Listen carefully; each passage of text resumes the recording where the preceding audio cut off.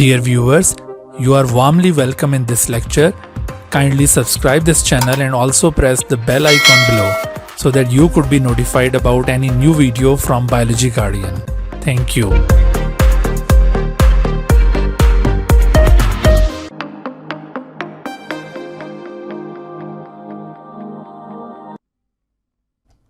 बिस्मिल्लाहिर्रहमानिर्रहीम। रब्बिश्रह ली सदरी व यस्सिर ली अमरी वहलुल उक़दतम मिन लिसानी यफ़क़हू क़ौली।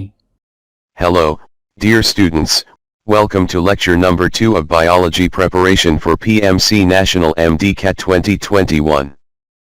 And today, we are going to discuss the physico-chemical nature of cytoplasm, endoplasmic reticulum, and ribosomes from unit number 1, that is, cell structure and function. So, let's begin the lecture. जी बेटा, national MD-cat biology preparation के सिलसिले में आज हम second lecture start कर रहे हैं। Last lecture में हमने यूनिट नंबर 1 का आगाज़ किया था, सेल स्ट्रक्चर एंड फंक्शन, और आज हमारा सेकंड लेक्चर इस सिलसिले का। आज के लेक्चर में हमने जिन चीज़ों को कवर करना है, जो हमारे लर्निंग ऑब्जेक्टिव्स होंगे आज के लेक्चर में, उनमें हम कवर करेंगे फिजिको केमिकल नेचर या प्रॉपर्टीज़ ऑफ साइटोप्लाज्म। इसके अलावा हम structure and function of cell organelles की बात करेंगे, और इन सेल ऑर्गेनल्स में एंडोप्लाज्मिक रेटिकुलम, राइबोसोम, तो इन तमाम ऑर्गेनल्स को आज के लेक्चर में हम इंशाल्लाह कवर करेंगे। जी, तो सबसे पहले हम बात करते हैं आज के लेक्चर में फिजिको केमिकल नेचर या physico chemical properties of cytoplasm.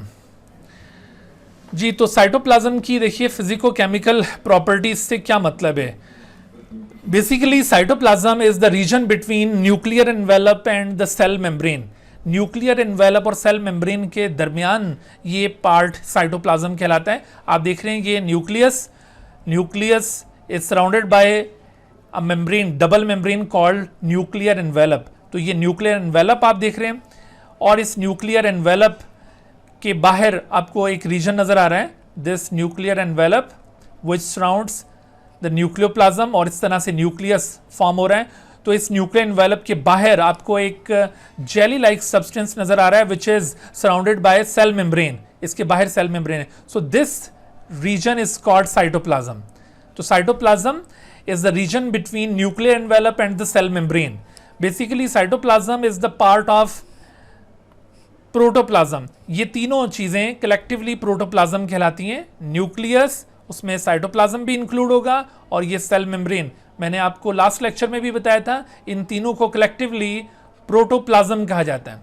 Protoplasm, the living matter of the cell. और जैसे एनिमल सेल तो ये कंप्लीटली प्रोटोप्लाज्म पर कंसिस्ट करता है, लेकिन प्लांट सेल में प्रोटोप्लाज्म के बाहर एक non living material in the form of cell wall भी मौजूद होता है। तो ये प्रोटोप्लाज्म का कंपोनेंट है cytoplasm.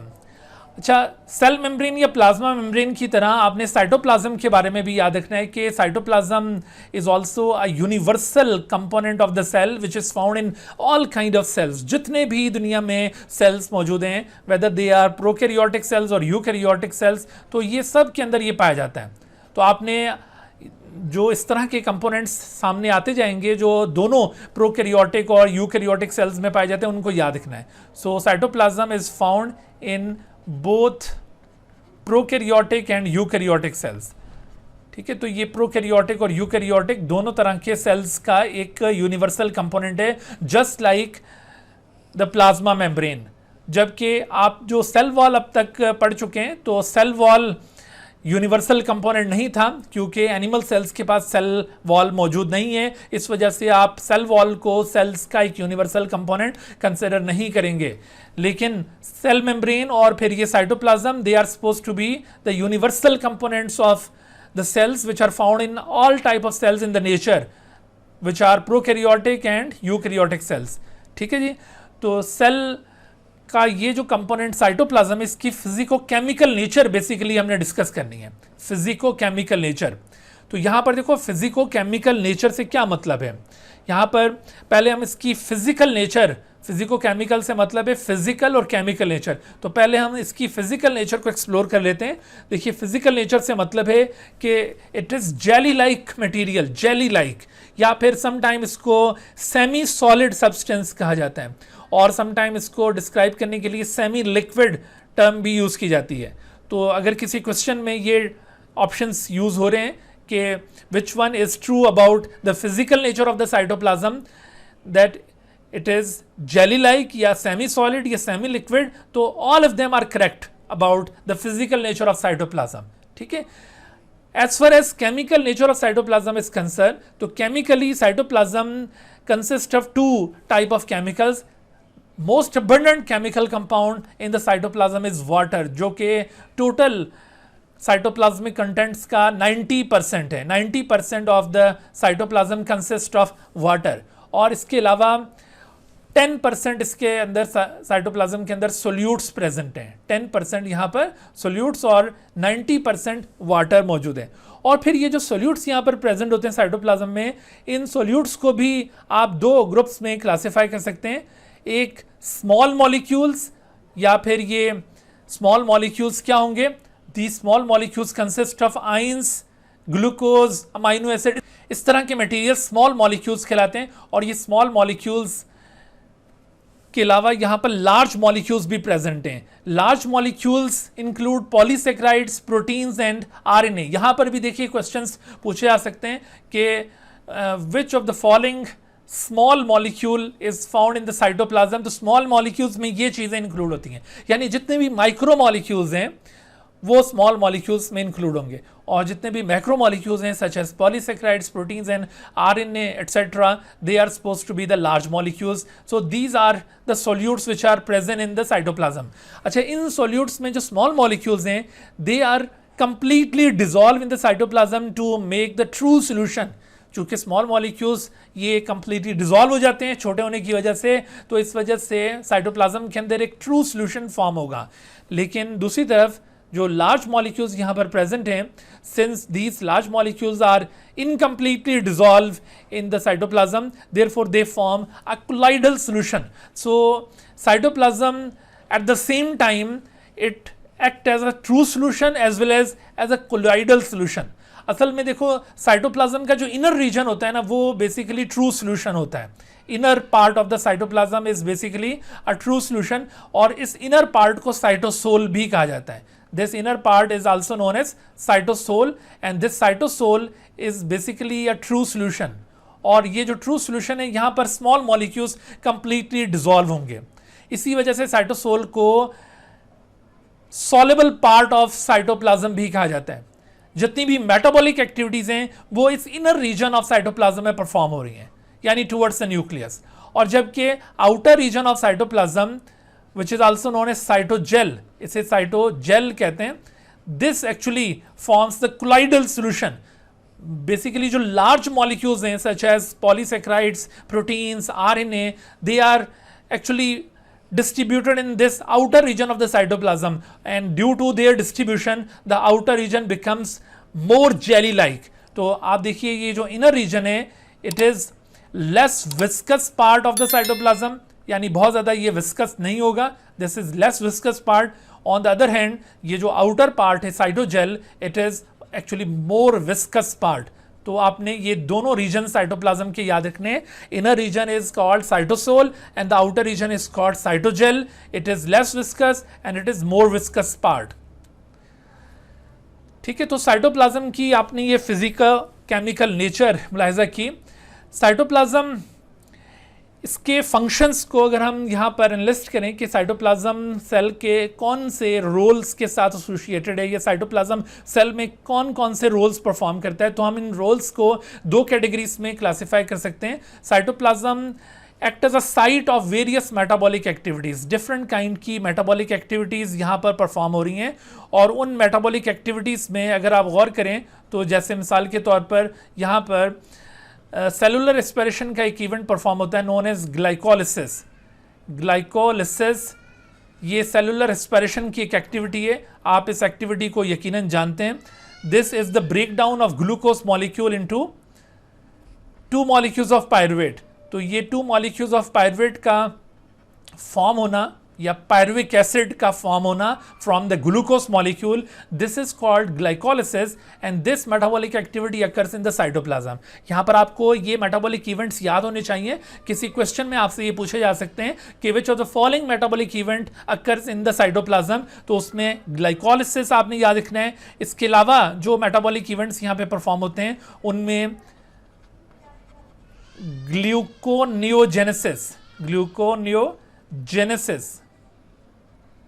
this is actually synthesis of glucose from lipids and protein. sometime lipids, ठीक है, lipids या फिर proteins they are converted into glucose। जब भी ग्लूकोज की डेफिशिएंसी हो रही होती है, यानी जब ग्लूकोज लेवल ड्रॉप हो रहा होगा, तो ऐसी सूरत में जो हमारे बॉडी के अंदर स्टोर्ड लिपिड्स या प्रोटीन्स होंगी they will be transform into glucose.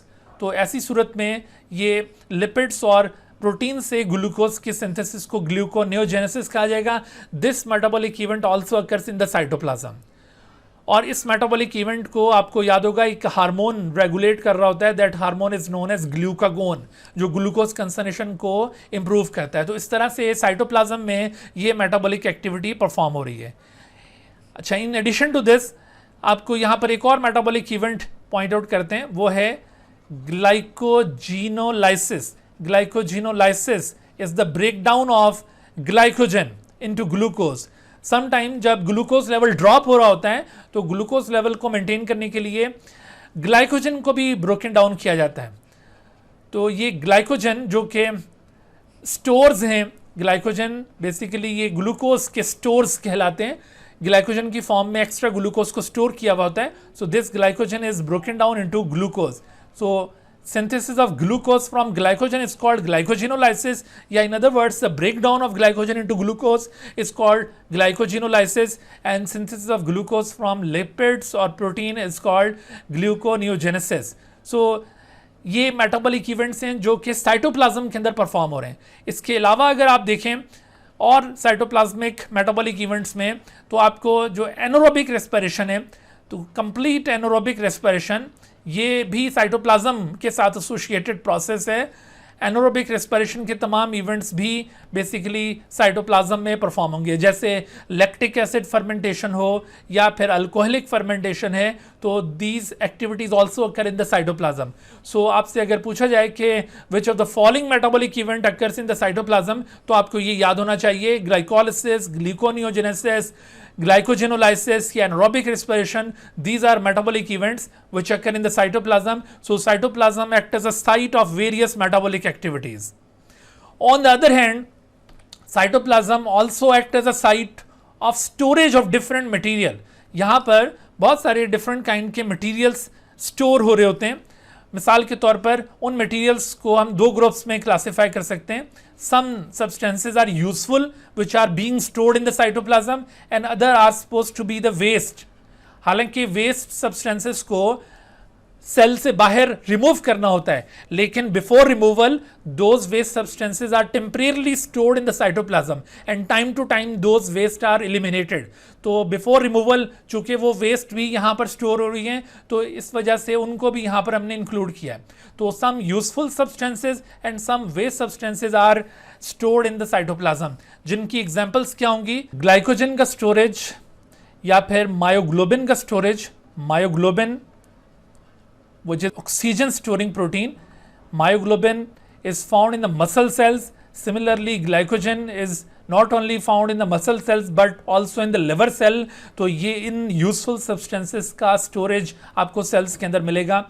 और इसके अलावा waste substances such as lactic acid या फिर जैसे अल्कोहल, तो इनका स्टोरेज समटाइम साइटोप्लाज्म के अंदर होता है, लेकिन ये चीज़ें एक्चुअली रिमूव करने के लिए होती हैं और इनको फिर सेल आखिरकार रिमूव कर देता है।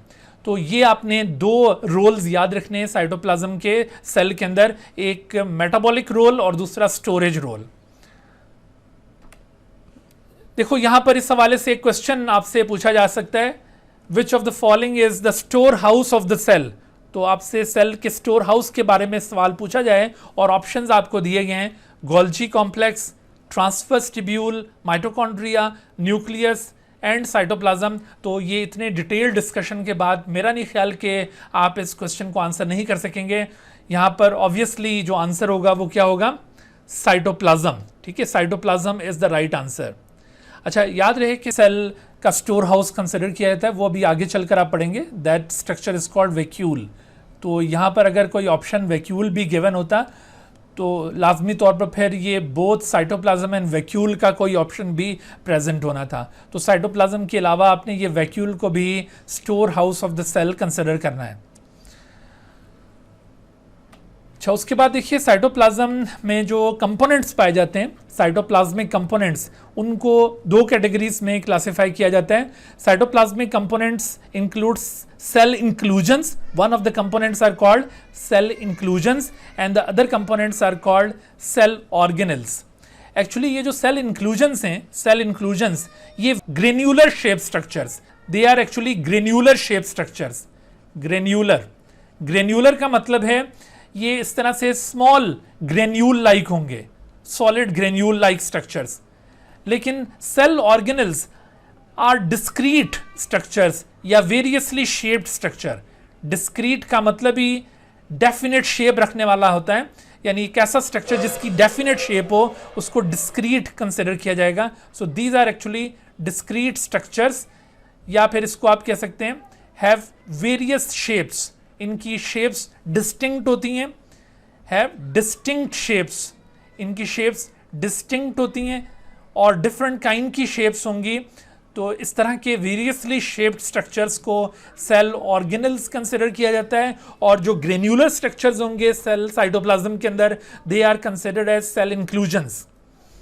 अच्छा, फिर देखिए सेल इंक्लूजन्स ये मेम्ब्रेन से इनक्लोज नहीं होते, they are never enclosed by membrane, never enclosed by membrane. इनके सराउंडिंग में कोई मेम्ब्रेन नहीं होगी, नेवर इनक्लोज्ड बाय मेम्ब्रेन। जबकि इसके मुकाबले में आप देखेंगे कि cell organelles are generally enclosed by membrane.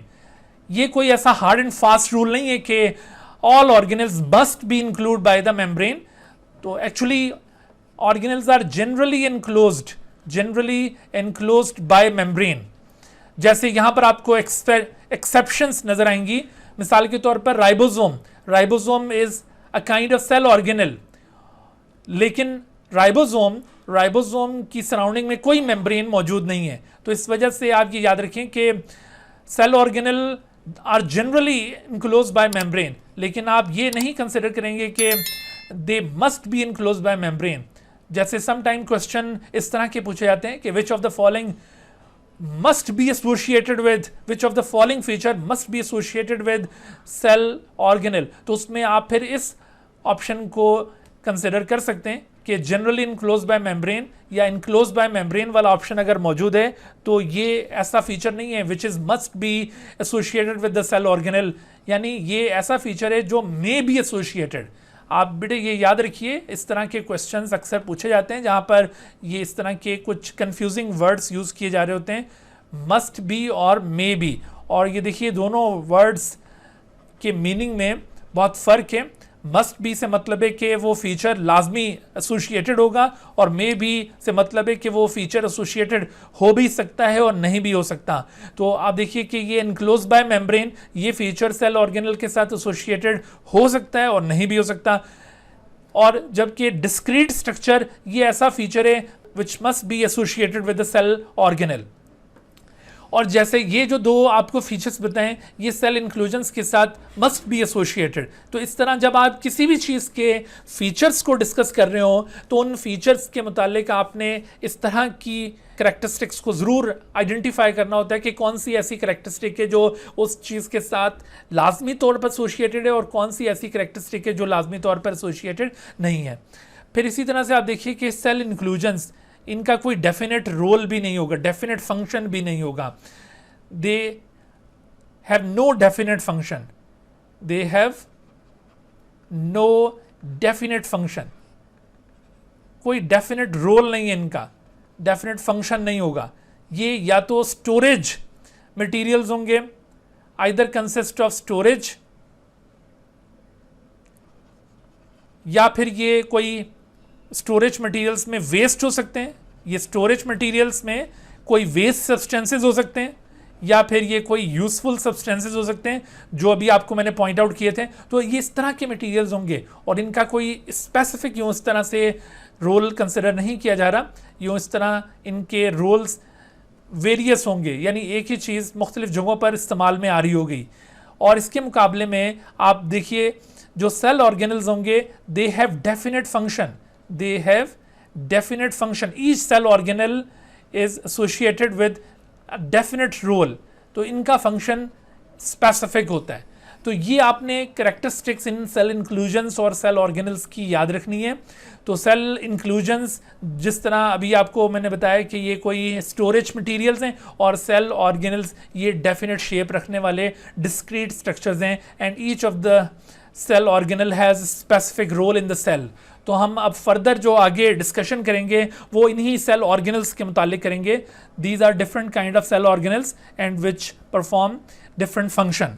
तो इन सेल ऑर्गेनल्स को आगे हम डिस्कस करते हैं। देखिए एक सेल ऑर्गेनल को अगर हम स्पेसिफिकली डिफाइन करें तो इसके लिए ये डेफिनेशन सजेस्ट की जाती है आमतौर पर कि cell organelle is a discrete structure in the cell composed of different biomolecule. इसके अंदर ये डिफरेंट बायोमॉलिक्यूल्स का कॉम्बिनेशन है and each is specific to perform a particular function. देखो यहाँ पर हमने मेम्ब्रेन वाले फीचर को डेफिनेशन का पार्ट नहीं बनाया क्योंकि जैसे मैंने बताया था कि cell organelle they may be enclosed by membrane but not always. तो इस वजह से आप डेफिनेशन के अंदर भी मेम्ब्रेन वाले फीचर को इंक्लूड नहीं करेंगे। जैसे सम टाइम इस तरह का सवाल पूछा जाता है, ऐसे क्वेश्चन पूछे जाते हैं, उसमें आपसे मोस्ट अप्रोप्रिएट डेफिनेशन किसी चीज़ की पूछी जाएगी और मोस्ट अप्रोप्रिएट डेफिनेशन में मिसाल के तौर पर which of the following statement is most appropriate to define the cell organelle. तो उसमें आप मुख्तलिफ वर्डिंग दी हुई होगी, तो उसमें जहाँ पर भी सेल मेम्ब्रेन, जहाँ पर भी मेम्ब्रेन एनक्लोजिंग का फीचर इंक्लूड किया हुआ है तो आप उसको कंसिडर नहीं करेंगे क्योंकि वो तमाम ऑर्गेनल्स का कैरेक्टरिस्टिक फीचर नहीं है। आप ज़्यादा जो अप्रोप्रिएट डेफिनेशन है वो ये वाली आप कंसिडर करेंगे जिसमें ये पॉइंट आउट किया है कि इसकी एक डिस्टिंक्ट शेप है, डिस्क्रीट स्ट्रक्चर्स हैं ये और डिफरेंट बायोमॉलिक्यूल्स से कंपोज्ड हैं और ये पर्टिकुलर फंक्शन के साथ एसोसिएटेड हैं। तो ये तीन फीचर्स सेल ऑर्गेनल्स के साथ ये ऐसे फीचर्स हैं जो लाजमी एसोसिएटेड होंगे। बहरहाल सेल ऑर्गेनल्स जो साइटोप्लाज्म के अंदर डिफरेंट रोल से कंसर्न है उनकी ये लिस्ट यहाँ पर आपके सामने शो की जा रही है और इस लिस्ट को यहाँ पे शो करने का दरअसल मकसद ये है कि आप हर एक सेल ऑर्गेनल की शेप को ज़रा यहाँ पर आइडेंटिफाई कर लें क्योंकि सम टाइम ऐसे क्वेश्चन पूछे जाते हैं जो इनकी शेप से रिलेट करते हैं। जैसे मिसाल के तौर पर which of the following is a granular structure, which of the following is a vesicular structure. तो ये इस तरह से शेप के हवाले से आपसे क्वेश्चन पूछे जा सकते हैं। तो आप इसमें देखिए एंडोप्लाज्मिक रेटिकुलम, राइबोसोम, ये इनको अब हम आगे डिटेल के साथ भी डिस्कस करेंगे। फिलहाल आप ज़रा इसको एक नज़र में देख लीजिए कि एंडोप्लाज्मिक रेटिकुलम ये नेटवर्क है सिस्टर्ने का। और सिस्टर्ने क्या होते हैं? Cisternae are elongated sac like structures. Elongated, कुछ सैक स्फेरिकल सैक होते हैं और कुछ इलोंगेटेड सैक होते हैं। तो these are elongated sac like structures, यानी ये कोई इस तरह से मेम्ब्रेनस सैक होते हैं लेकिन इलोंगेटेड मेम्ब्रेनस सैक होंगे। मिसाल के तौर पर इनकी जो शेप है वो इस तरह से यूँ इस तरह से इलोंगेटेड सैक पर मुश्तमिल होगी, अंदर से ये हॉलो स्ट्रक्चर्स होंगे। तो these are actually the network of cisternae. Cisternae elongated sac को कहते हैं और endoplasmic reticulum is actually a network of these cisternae. On the other hand ribosomes are granular.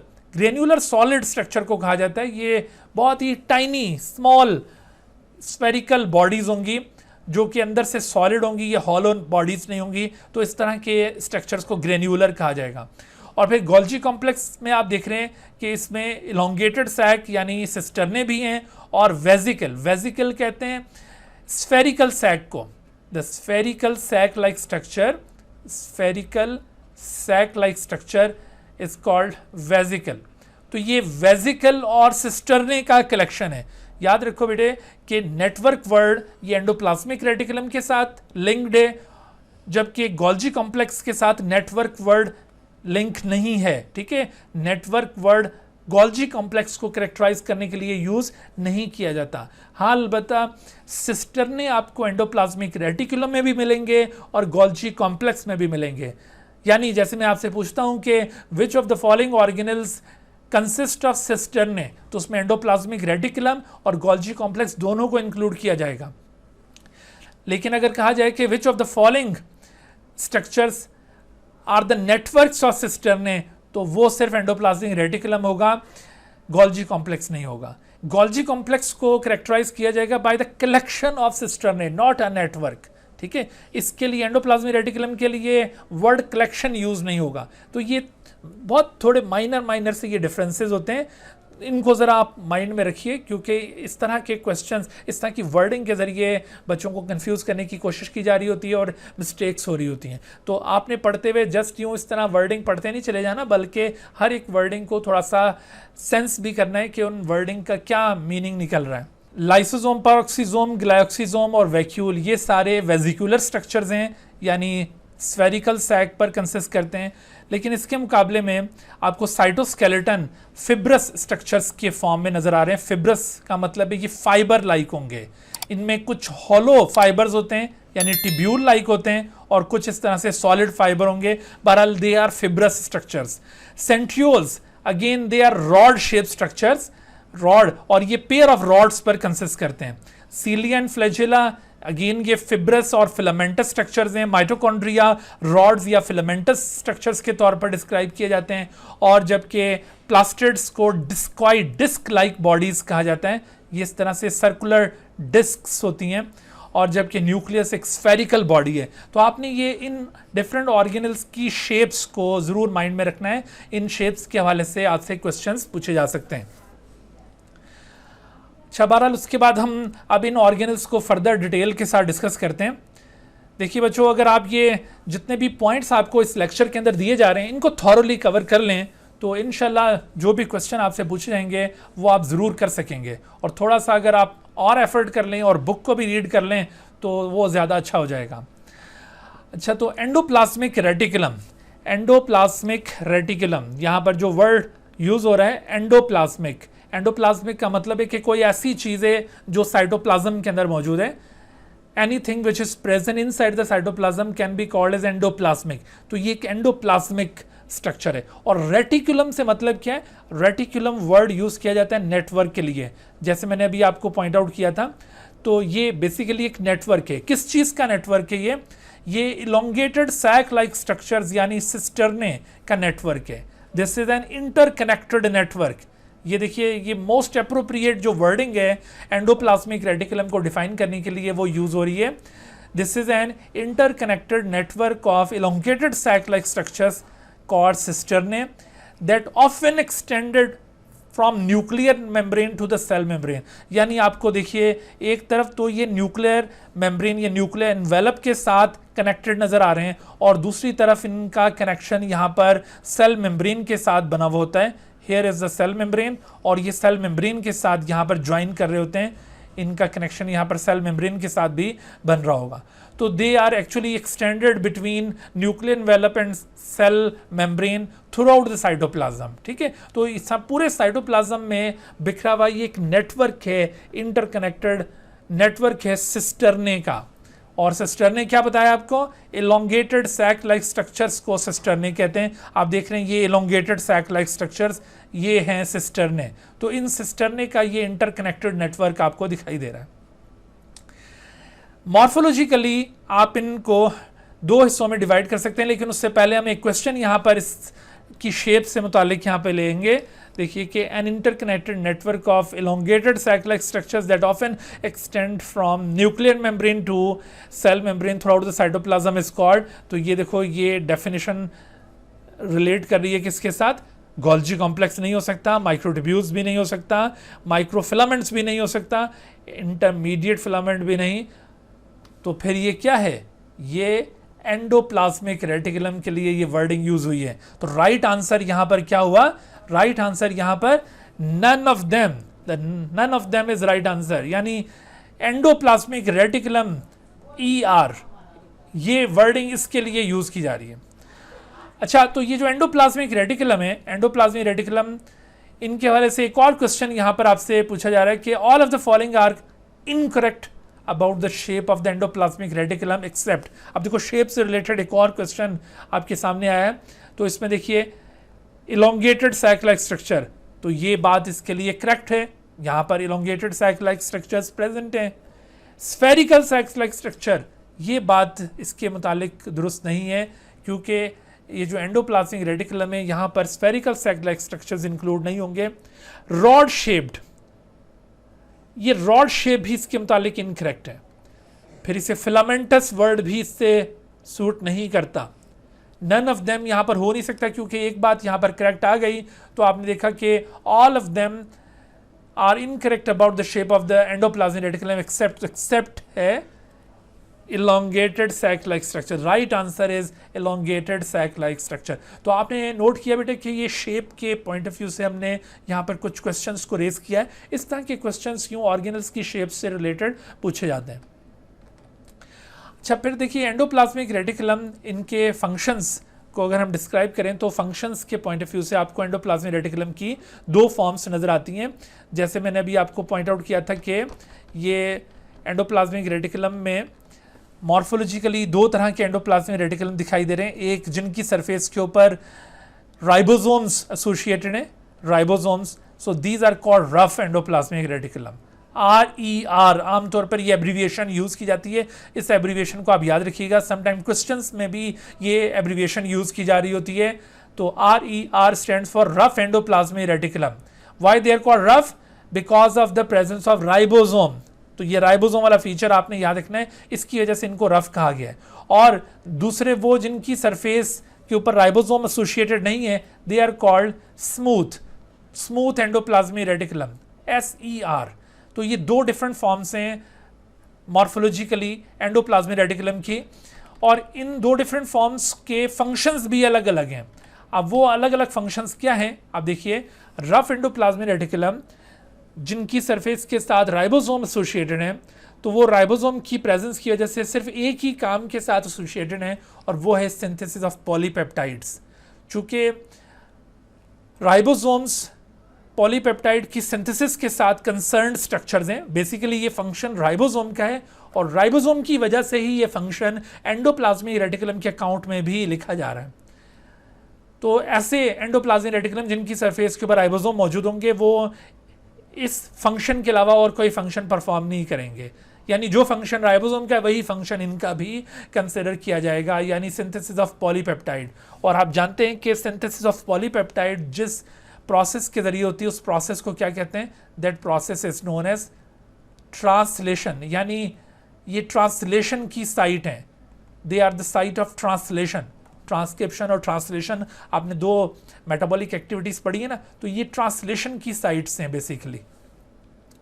अच्छा, इसके अलावा ये मैकेनिकल सपोर्ट प्रोवाइड करते हैं। वैसे तो और कोई मेटाबॉलिक रोल ये परफॉर्म नहीं करेंगे, लेकिन because of the presence of these rough endoplasmic reticulum in the cell cytoplasm, some sort of mechanical support is provided to the cell. तो इनकी प्रेजेंस की वजह से साइटोप्लाज्म थोड़ा सा स्ट्रेंथन हो रहा होता है, तो ये मैकेनिकल सपोर्ट भी प्रोवाइड करें। On the other hand, smooth endoplasmic reticulum, जो कि एंडोप्लाज्मिक रेटिकुलम की दूसरी टाइप है, जिनकी सरफेस पर राइबोसोम मौजूद नहीं होते, तो due to the absence of ribosome they are concern with various other functions other than polypeptide synthesis. और वो फंक्शंस कौन से हैं? जैसे they are associated with synthesis of polysaccharides and oligosaccharide.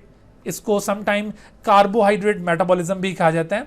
Carbohydrate metabolism, यानी ये कार्बोहाइड्रेट मेटाबॉलिज्म से concern है। फिर इसी तरह से they are concern with synthesis of triglyceride, phospholipids and steroid. So ये फंक्शन लिपिड मेटाबॉलिज्म भी कहलाता है, यानी ये लिपिड मेटाबॉलिज्म से भी एसोसिएटेड है। Carbohydrate metabolism, lipid metabolism, these are the functions of smooth endoplasmic reticulum. और जबकि protein synthesis is the role of rough endoplasmic reticulum. ठीक है, इसके अलावा आप देखिए कि removal of harmful effects of the compounds.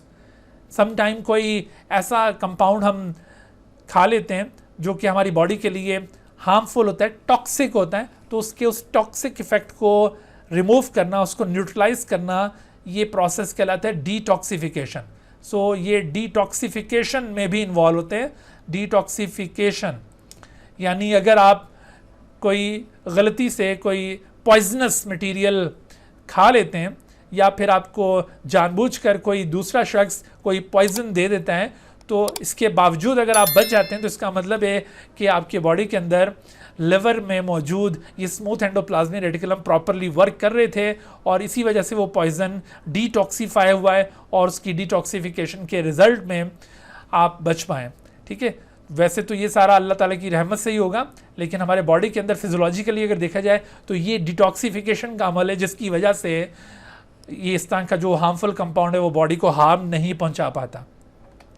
इसके अलावा देखो, they are also concern with conduction of impulses in certain cells, और ये कौन से सेल्स हैं जिनके अंदर इम्पल्सेस की कंडक्शन में ये इन्वॉल्व हैं, तो they are actually the muscle sales.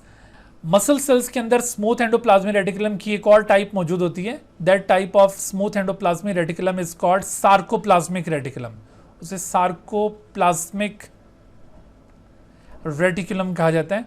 This sarcoplasmic reticulum is specially found in the muscle sales. ठीक है, ये मसल सेल्स के अंदर पाए जाने वाले स्मूथ एंडोप्लाज्मिक रेटिकुलम है, वहाँ पर इसे खास नेम दिया जाता है। ये एमसीक्यू में भी अक्सर ये बात पूछी जाती है। तो ये sarcoplasmic reticulum are the smooth endoplasmic reticulum found in muscle cells and these sarcoplasmic reticulum are concern with the conduction of impulses. तो ये फंक्शन आपको कुछ स्पेसिफिक सेल्स में नजर आएगा। अच्छा, यहाँ पर ये जितने भी फंक्शंस आपको इसके बताए जा रहे हैं, तो ये ज़रूरी नहीं है कि हर सेल के अंदर ये एंडोप्लाज्मिक रेटिकुलम सारे फंक्शंस परफॉर्म कर रहे होते हैं। तो ये सेल टू सेल इनकी स्पेसिफिकेशन होती है। किसी सेल के अंदर एंडोप्लाज्मिक रेटिकुलम कोई फंक्शन परफॉर्म कर रहा है, किसी सेल के अंदर कोई फंक्शन परफॉर्म कर रहा है। बहरहाल यहाँ पर हम वो तमाम फंक्शंस बता रहे हैं जो एंडोप्लाज्मिक रेटिकुलम डिफरेंट सेल्स के अंदर परफॉर्म कर रहे होते हैं। अच्छा, आखिरी एक और चीज़ यहाँ पर आप देख लें कि एंडोप्लाज्मिक रेटिकुलम की ये जो स्मूथ टाइप है, इसकी भी प्रेजेंस की वजह से मैकेनिकल सपोर्ट हासिल हो रही होती है सेल को। तो वो कौन सा फंक्शन है जो एंडोप्लाज्मिक रेटिकुलम यूनिफॉर्मली परफॉर्म कर रहे हैं सेल के अंदर, वो यही मैकेनिकल सपोर्ट वाला फंक्शन होगा। अदरवाइज बाकी जितने भी फंक्शंस आपने देखे हैं वो आपको डिफर करते हुए नजर आ रहे हैं स्मूथ और रफ एंडोप्लाज्मिक रेटिकुलम के दरमियान। ठीक है, तो ये थे एंडोप्लाज्मिक रेटिकुलम। अब देखो, इसके हवाले से यहाँ पर कुछ क्वेश्चंस को हम इंक्लूड करते हैं। All of the following are the functions of the smooth endoplasmic reticulum except. तो आप इसमें गौर कीजिए कि synthesis of polysaccharide and oligosaccharide, जिसको मैंने अभी कार्बोहाइड्रेट मेटाबॉलिज्म भी कहा था, तो ये स्मूथ का फंक्शन है। सिंथेसिस ऑफ ट्राइग्लाइसराइड या फॉस्फोलिपिड स्टीरॉइड, ये भी फंक्शन है। पॉलीपेप्टाइड सिंथेसिस, ये रफ एंडोप्लाज्मिक रेटिकुलम का फंक्शन है, स्मूथ का नहीं है। तो इस वजह से यही प्रोबेबल आंसर हो सकता है।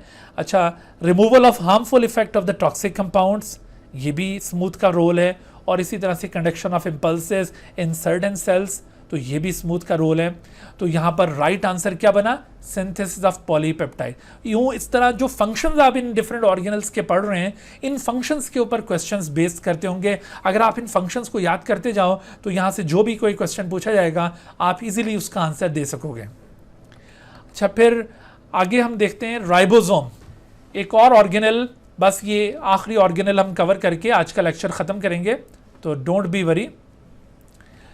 अच्छा, ribosome are tiny non membranous granular structures found in both prokaryotic and eukaryotic cell.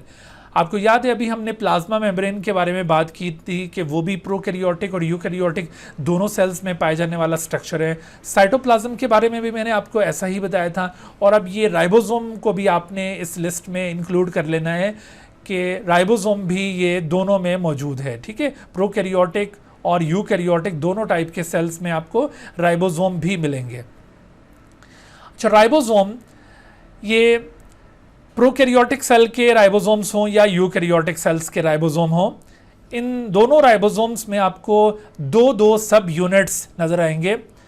एक लार्जर सब यूनिट होता है और एक स्मॉलर सब यूनिट। तो ये दो यूनिट्स मिलकर एक कंप्लीट राइबोसोम को कॉन्स्टिट्यूट करते हैं। राइबोसोम के इन सब यूनिट्स को या राइबोसोम्स को कैरेक्टराइज करने के लिए स्वेडबर्ग यूनिट यूज किया जाता है। यहाँ पर ये जो एस है, S stands for Svedberg. Svedberg basically एक साइंटिस्ट का नेम है। स्वेडबर्ग, इसने सेंट्रीफ्यूगेशन टेक्निक डेवलप की थी। तो सेंट्रीफ्यूगेशन के ज़रिए जब हम चीज़ों को आइसोलेट करते हैं, तो सेंट्रीफ्यूगेशन के बाद जब आप चीज़ों को आइसोलेट कर लेते हैं तो उन isolated components of the cell को करेक्टराइज करने के लिए एक सेडिमेंटेशन कोएफिशिएंट यूज़ किया जाता है। तो ये सेडिमेंटेशन कोएफिशिएंट स्वेडबर्ग यूनिट कहलाता है। इसकी डिटेल यहाँ पर हम शामिल नहीं कर रहे, इसकी डिटेल में जाने से हमारा ताल्लुक़ नहीं है। बस आपने ये याद रख लेना है कि Svedberg unit it represents the sedimentation coefficient. और ये सेडिमेंटेशन कोएफिशिएंट क्या चीज़ है? This sedimentation coefficient is used to characterize the sediments after centrifugation. जब आप सेंट्रीफ्यूगेशन करते हैं तो सेंट्रीफ्यूगेशन के बाद आपके पास ट्यूब के अंदर जो चीज़ नीचे पैलेट की फॉर्म में, सेडिमेंट की फॉर्म में आती है, तो सेडिमेंट को करेक्टराइज करने के लिए आप एक यूनिट यूज़ कर रहे होते हैं, that is called sedimentation coefficient या स्वेडबर्ग यूनिट। तो ये स्वेडबर्ग यूनिट यहाँ पर राइबोसोम को करेक्टराइज करने के लिए यूज़ किया जाता है। जैसे लार्जर सब यूनिट 60S है और स्मॉलर सब यूनिट 40S है। अच्छा, यहाँ पर एक और भी याद रख लीजिए बात कि ये जिस कंपोनेंट का स्वेडबर्ग यूनिट हायर होगा वो कंपोनेंट लार्जर साइज का होगा, और जिस कंपोनेंट का स्वेडबर्ग यूनिट लोअर होगा तो वो स्मॉलर साइज का होगा। For example 60S unit is larger than 40S unit, या 50S unit is larger than 30S unit. तो ये इस तरह से जितनी S वैल्यू ज़्यादा होगी उतना वो बड़ा मॉलिक्यूल या बड़ा कंपोनेंट कंसिडर किया जाएगा। अच्छा, तो ये देखिए कि ये 60S यूनिट और ये 40S यूनिट जब दोनों कंबाइन होते हैं तो एक लार्जर साइज का राइबोसोम कंपोज होता है।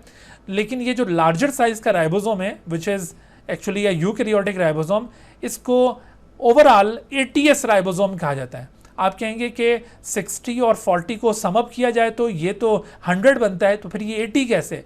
तो एक्चुअली होता ये है कि जब दो चीज़ें आपस में कंबाइन करती हैं तो उनकी कम्बिनेशन कितना कॉम्पैक्टली हुई है, वो कितना कॉम्पैक्टली एक दूसरे के साथ कंबाइन हुए हैं, ये ओवरऑल जो सेडिमेंटेशन कोएफिशिएंट होगा ये इनकी कॉम्पैक्टेशन पर डिपेंड करता है। यानी ये जितना ज़्यादा कॉम्पैक्टली पैक होंगे उतना इनका साइज़ छोटा हो जाएगा, और जितना लूजली कॉम्पैक्टली पैक होंगे उतना साइज़ बड़ा रहेगा। तो साइज़ बड़ा होगा तो स्वेडबर्ग यूनिट हायर होगा, और साइज़ छोटा हो जाएगा तो स्वेडबर्ग यूनिट भी कम हो जाएगा। तो आप देखो ये 60S और 40S को समअप किया जाए तो 100 होता है, लेकिन चूंकि ये एक दूसरे के साथ फर्मली कॉम्पैक्ट हो रहे हैं इस वजह से ओवरऑल जो सेडिमेंटेशन कोएफिशिएंट इसका बना है वो 80S है। तो eukaryotic ribosomes are generally characterized as 80S ribosome.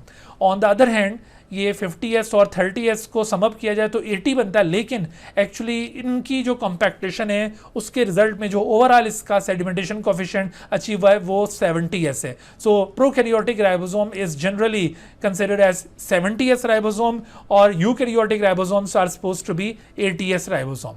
Okay, अच्छा, अब ये देखो ये जो राइबोसोम्स हैं, ये राइबोसोम इनके हवाले से ये एक क्वेश्चन हम यहाँ पर ले रहे हैं, which of the following are tiny non-membranous granular structures found in both prokaryotic and eukaryotic cell? तो डेफिनेटली गोल्जी कॉम्प्लेक्स नहीं होगा, ये माइक्रोबॉडीज भी नहीं है, न्यूक्लियस भी नहीं है और मीजोजोम भी नहीं है। तो एक्चुअली ये क्या है? ये राइबोसोम की बात हो रही है, तो right answer is none of them. ठीक है, तो इस तरह से आपने ऐसे क्वेश्चंस को टैकल करना है। अच्छा, राइबोसोम की जो अभी हमने बात की कि ये प्रोकैरियोट्स में भी पाए जाते हैं और यूकैरियोट्स में, तो राइबोसोम की अगर हम अक्रेंस देखें, यूकैरियोट्स के अंदर इसकी अक्रेंस देखें और प्रोकैरियोट्स में इसकी अक्रेंस देखें, तो आपको ये कुछ इस तरह से दिखाई दे रहा है कि राइबोसोम यूकैरियोटिक सेल के अंदर, जैसे ये यूकैरियोटिक सेल में आपको राइबोसोम शो किए जा रहे हैं, in a eukaryotic cell ribosomes are not only freely dispersed और स्कैटर्ड इन द साइटोप्लाज्म, ये देखो ये फ्रीली डिस्पर्स्ड, ये स्कैटर्ड नजर आ रहे हैं, but they are also attached to the endoplasmic reticulum.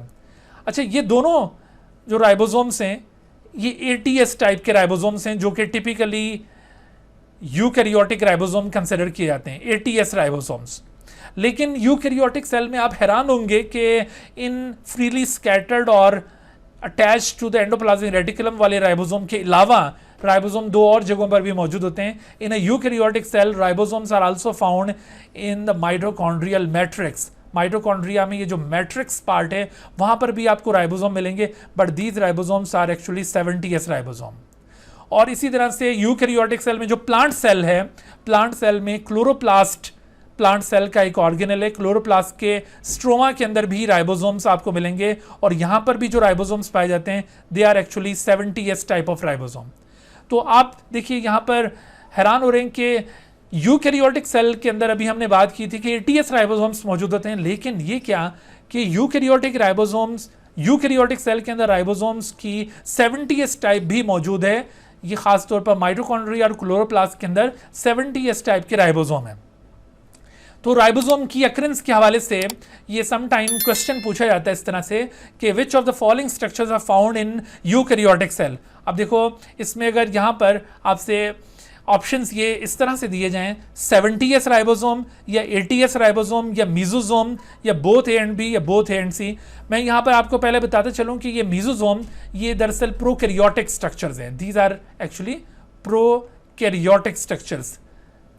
ये आगे चलकर हम प्रोकैरियोटिक सेल के अंदर इनको पढ़ेंगे, तो दीज आर प्रोकैरियोटिक स्ट्रक्चर। अब आप इस क्वेश्चन को सॉल्व करें कि which of the following structures are found in a eukaryotic cell.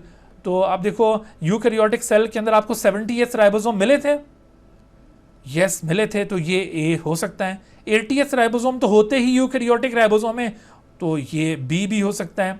Mesosome ये यूकैरियोटिक सेल में मौजूद नहीं है, मैंने आपको बता दिया कि ये दरअसल प्रोकैरियोटिक स्ट्रक्चर्स हैं, इस वजह से सी नहीं हो सकता। लिहाजा करेक्ट ऑप्शन क्या हुआ यहाँ पर, the correct option is both A and B.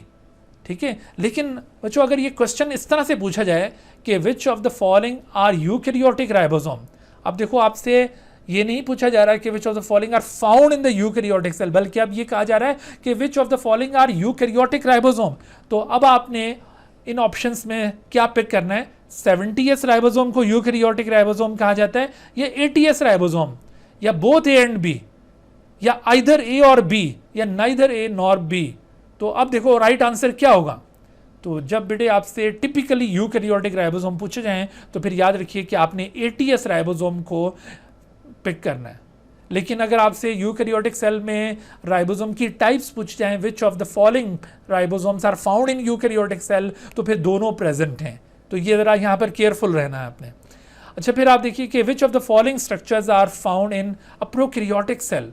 तो प्रोकैरियोटिक सेल में कौन से स्ट्रक्चर्स प्रेजेंट हैं, तो यहाँ पर देखो प्रोकैरियोटिक सेल में जैसे मैंने बताया कि ये भी प्रोकैरियोटिक राइबोसोम है, मीसोसोम भी, तो इस तरह से बोथ ए एंड सी यहाँ पर आंसर बन सकता है। अच्छा फिर देखिए ये एक और क्वेश्चन यहाँ पर इस तरह से पूछा जा रहा है कि what are the correct locations of ribosome in a typical eukaryotic cell. तो यूकैरियोटिक सेल में अक्रेंस या डिस्ट्रीब्यूशन ऑफ राइबोसोम किस तरह से, क्या ये फ्रीली डिस्पर्स्ड हैं साइटोप्लाज्म में, या they are attached to the outside of the endoplasmic reticulum, या they are attached to the inside of the endoplasmic reticulum.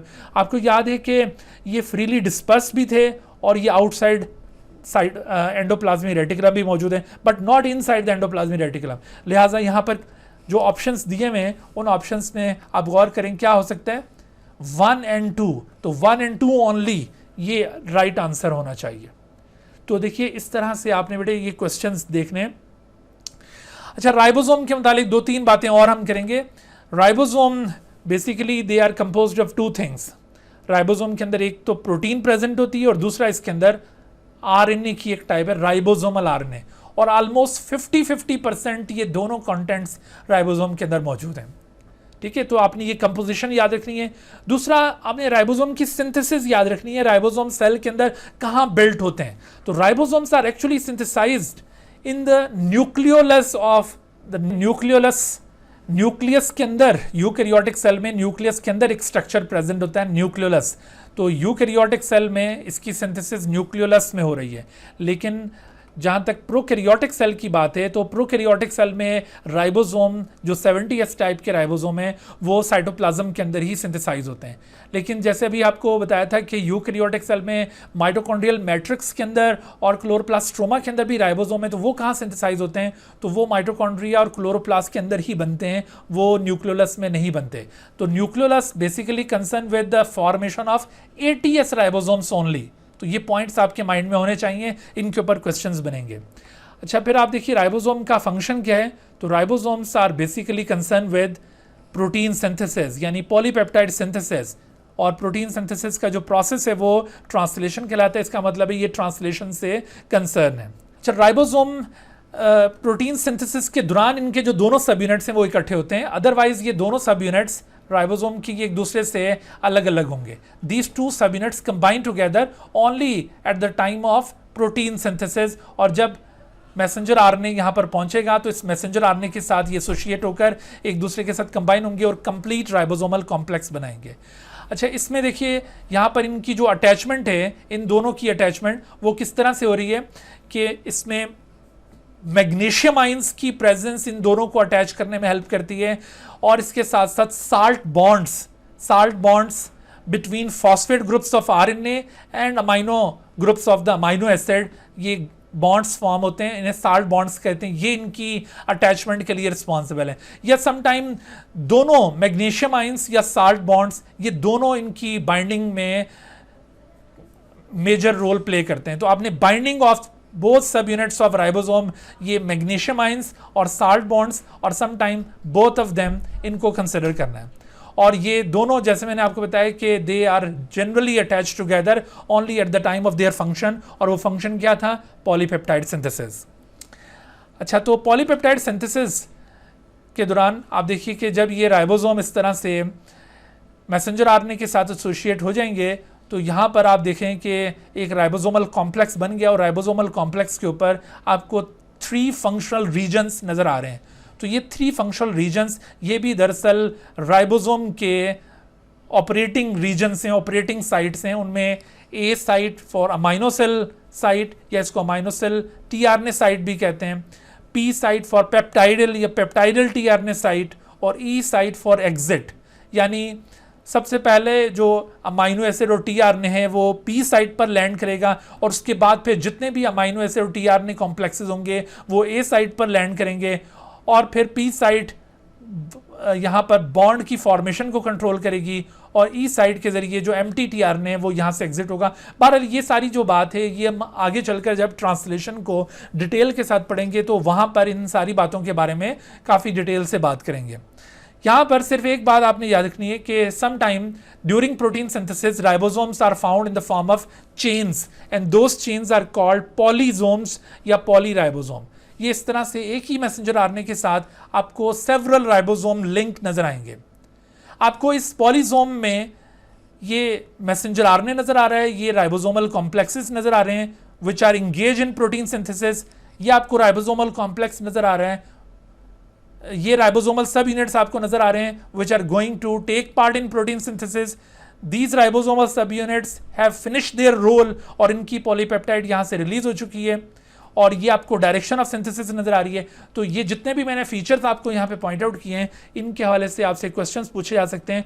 मिसाल के तौर पर देखिए कि relate the statements with letters given in the diagram on the right. तो उसमें देखिए ये डायरेक्शन ऑफ ट्रांसलेशन, तो इसमें आपको डायरेक्शन ऑफ ट्रांसलेशन कहाँ नजर आ रही है? जी बेटा, तो डायरेक्शन ऑफ ट्रांसलेशन क्या होगी भला?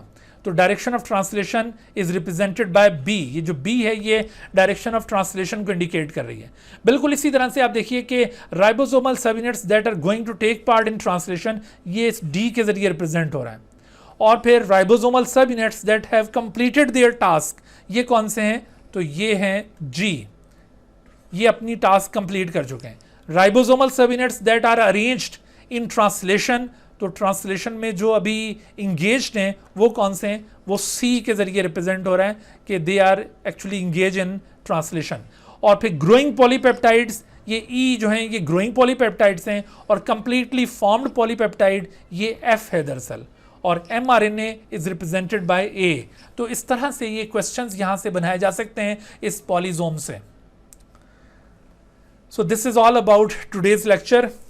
मुझे उम्मीद है कि आपने आज के लेक्चर के अंदर ये राइबोसोम और एंडोप्लाज्मिक रेटिकुलम, ये 2 सेल ऑर्गेनल्स अच्छी तरह से कवर कर लिए हैं, और इससे पहले हमने साइटोप्लाज्म की फिजिको केमिकल नेचर, उसका फंक्शन, उसके कंपोनेंट्स, इनको डिटेल के साथ कवर किया है। तो अगर कोई क्वेश्चन है तो आप पूछिए। Dear viewers, thank you for watching this video.